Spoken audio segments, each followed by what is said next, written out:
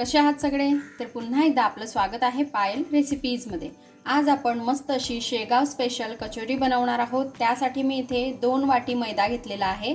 1 वाटी मैदा मी ऑलरेडी टाकून घेतलेला आहे आणि आता हा दुसरी वाटी मैदा सुद्धा आपण एका बाउलमध्ये काढून घेऊ।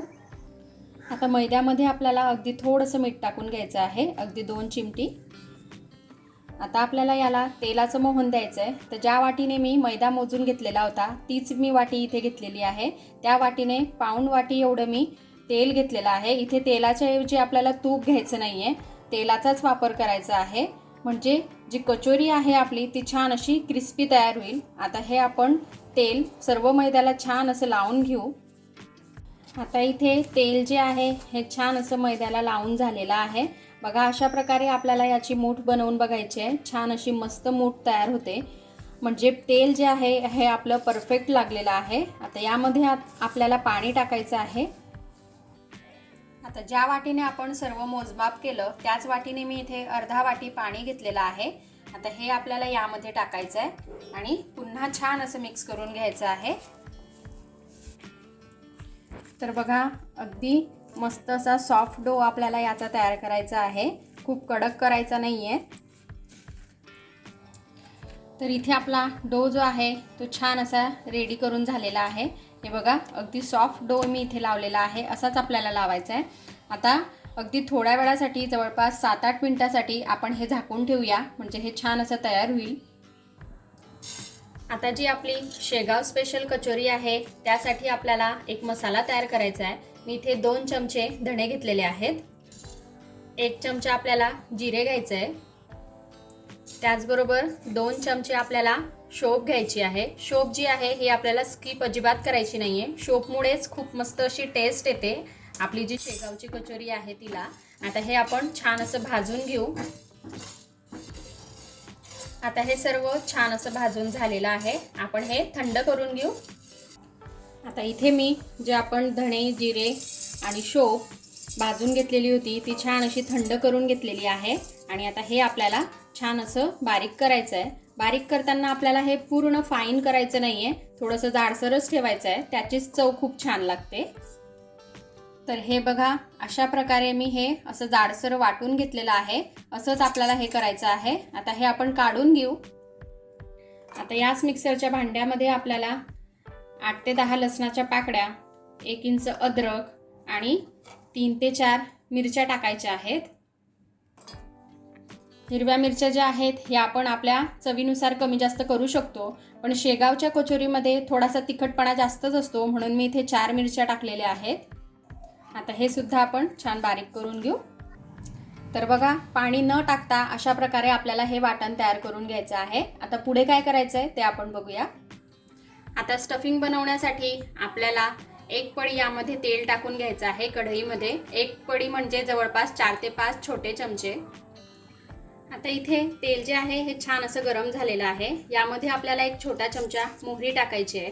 नॉर्मली जे आपण कचोरी खातो बाहेर त्यामध्ये मोहरी नसते, पण जी शेगावची कचोरी आहे त्यामध्ये मोहरी असते, म्हणून आपण इथे आज मोहरीचा सुद्धा वापर करणार आहोत। 1 छोटा चमचा मी इथे जिरे सुद्धा टाकलेला आहे। जिरा आणि मोहरी छान अशी झाली का यामध्ये आपल्याला जे आपण मिरची, लसूण आणि अद्रक जाडसर वाटून घेतलेलं होतं ते आपल्याला टाकून घ्यायचं आहे। आजची जी आपली रेसिपी आहे ती अगदी मस्त आहे। शेगावची कचोरी कोणाला आवडत नाही, तर तुम्हीही नक्कीच ट्राय करून बघा, तुम्हाला हे नक्कीच आवडेल। आणि आवडली तर चॅनलला सबस्क्राईब करायला विसरू नका, म्हणजेच अशाच नवनवीन वेगवेगळ्या ठिकाणच्या रेसिपीज मी तुमच्यासाठी घेऊन येत राहील। आता बघा, जो आपण ठेचा टाकलेला होता मिरची, लसूण आणि अद्रक, तोही छान असा तेलात झालेला आहे। आता यामध्ये आपण जे आपण वाटण केलेलं होतं धणे, जिरं आणि शोपचं तेही टाकून घेऊ। हे सुद्धा आपल्याला तेलात छान असं परतवून घ्यायचं आहे।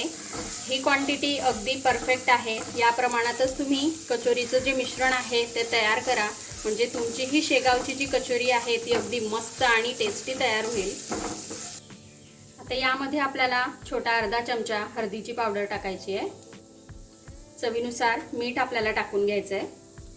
अगदी थोडंसं आपल्याला पाणी टाकायचं आहे आणि हे छान असं मिक्स करायचं आहे, म्हणजे सर्व जे मसाले आहेत हे छान असे तयार होतील। त्याचबरोबर आपण यामध्ये जे बेसन टाकणार आहोत तर ते जे बेसन आहे हे अगदी फाईन बेसन आहे, म्हणजे आपण घरात नॉर्मली जे बेसन तयार करून ठेवतो ते बेसन आपण यामध्ये टाकणार आहोत।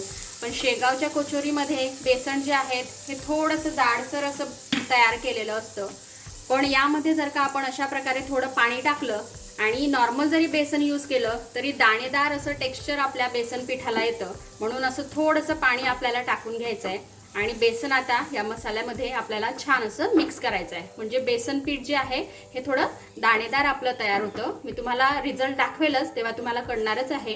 व्हिडिओ पूर्ण बघत राहा आणि त्याचबरोबर लाईक करायला विसरू नका आणि शेअर सुद्धा करा।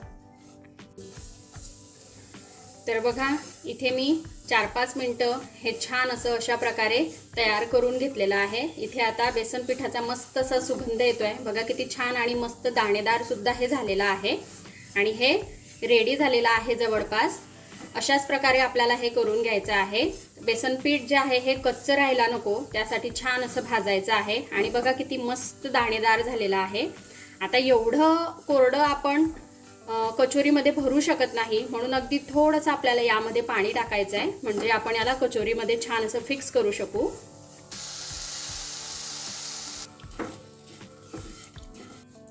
आता इथे कचोरीचं जे मिश्रण आहे हे थंड झालेलं आहे, जवळपास खूप थंड नाही आहे, कोमट आहे। कोमट असताना आपल्याला याचे अशा प्रकारे गोळे तयार करून घ्यायचे आहेत, म्हणजे आपण पटापट कचोऱ्या ज्या आहेत ह्या भरू शकतो। हे बघा अशा प्रकारे आपल्याला गोळे तयार करून ठेवायचे आहेत।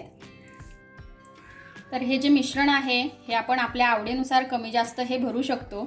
नॉर्मली आपण जी बाहेर कचोरी खातो त्यामध्ये तेवढं मिश्रण हे नसतं, तुम्ही बघतच असाल, पण शेगावच्या कचोरीमध्ये भरपूर असं मिश्रण असतं, जी आम्ही खाल्ली होती, तर म्हणून मी त्यानुसार तुम्हाला इथे दाखवते आहे।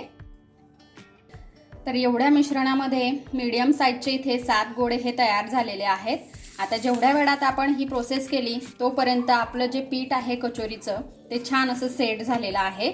एक वेळेस आपण याला पुन्हा मळून घेऊ। आता डोचा थोडासा गोळा मी तोडून घेतलेला आहे आणि याला छान असा गोल करून घेतलेला आहे। आता अशा प्रकारे आपल्याला याचा खोलगट भाग करून घ्यायचा आहे, कारण यामध्ये आपल्याला टाकायची आहे स्टफिंग। तर हे बघा अशा प्रकारे मी हे छोटीशी वाटी तयार करून घेतलेली आहे। यामध्ये आपल्याला जी स्टफिंग आपण तयार केलेली आहे ती टाकायची आहे आणि हे पूर्णपणे छान असं बंद करून घ्यायचं आहे।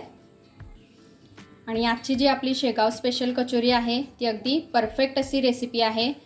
तुम्ही विश्वास ठेवा आणि एक वेळेस नक्की ट्राय करून बघा, तुम्हालाही नक्कीच ही रेसिपी आवडेल। अगदी थोडासा भाग मी इथला काढून घेते कारण थोडा एक्स्ट्रा वाटतोय आणि अशा प्रकारे आपल्याला हे आता प्रेस करून घ्यायचं आहे। हे बघा थोडंसं आपल्याला हिला लाटून घ्यायचं आहे, कारण जी कचोरी असते शेगावची कचोरी ती थोडीशी मोठी असते, त्यामुळे अशा प्रकारे आपल्याला तिला लाटून घ्यायची आहे। आता मी इथे तेल हे छान असं गरम करून घेतलेलं आहे। गरम तेलामध्ये आपल्याला आता कचोरी छान अशी तळायची आहे। नॉर्मली जी कचोरी आहे ती आपण अगदी मंद आचेवर तळतो, तर बघा अशा टाकल्यानंतर एक साईडने आपली कचोरी होते, नंतर आपल्याला मीडियम फ्लेम करून घ्यायचा आहे आणि नंतर ही कचोरी थोडीशी आपल्याला होऊ द्यायची आहे। तर बघा इथे आपली कचोरी जी आहे ही छान अशी दोघं साईडने झालेली आहे। आता आपण हिला काढून घेऊ आणि अशाच प्रकारे बाकीच्या सुद्धा कचोऱ्या ज्या आहेत ह्या छान अशा तळून घेऊ। ह्या ज्या कचोऱ्या असतात यावरती छोटे छोटे बबल्स आलेले असतात, पण ही कचोरी खूप क्रिस्पी असते, तुम्ही ट्राय केल्यानंतर तुम्हाला कळेलच।